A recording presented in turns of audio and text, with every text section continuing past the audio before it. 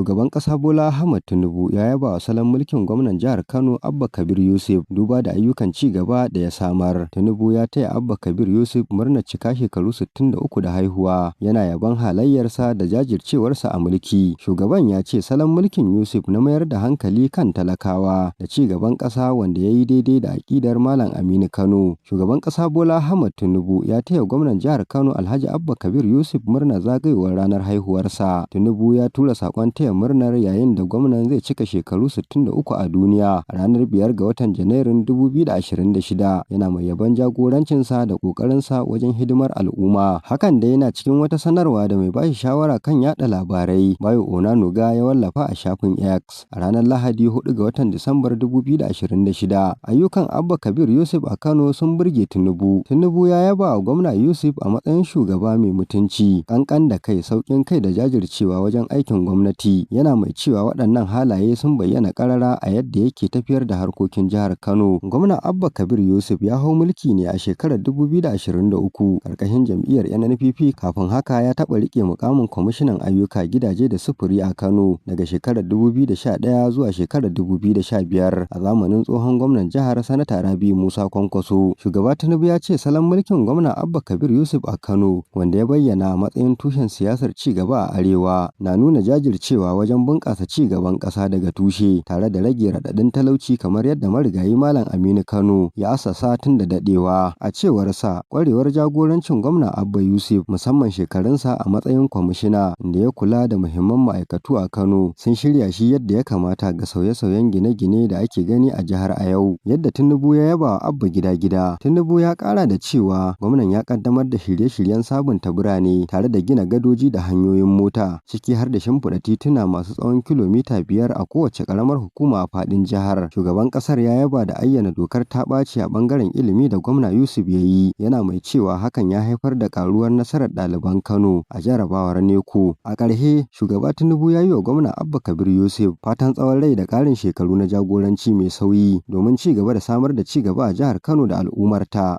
Abbas Yakubu Yaura, Dimokuraɗiyya TV.